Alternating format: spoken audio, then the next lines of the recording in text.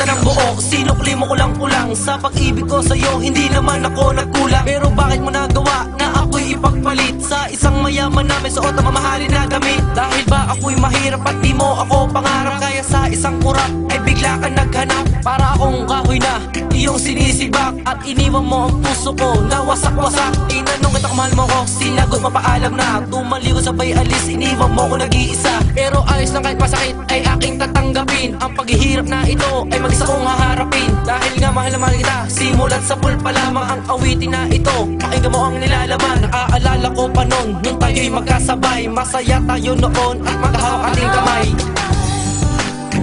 Di kita iwan sa paglakay. Dito sa mundo walang tiyak ka, hawak kamay. Di kita bibitawan sa paglalakbay.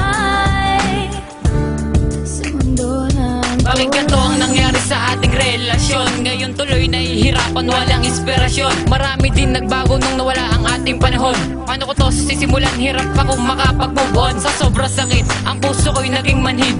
Wala nang naramdaman ng iyong ipabatid, na ang puso mo'y meron ng ibang nagmamayari. Sa sinabi mong iyan, ramdam ko ay pighati. Kalungkot at bighati ang nagbigay sa'kin ng ilaw, para naman matanglawan ang puso kong naliligaw. Hawak kamay at magkasama lagi tayo dati. Bakit ngayon nasaan na? Ano ang nangyari?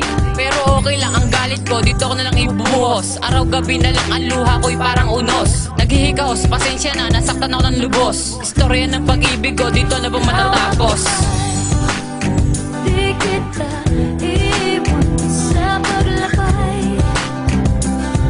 Dito sa mundo walang tiyak ka, hawak kamay. Di kita bibitawan sa paglalakbay.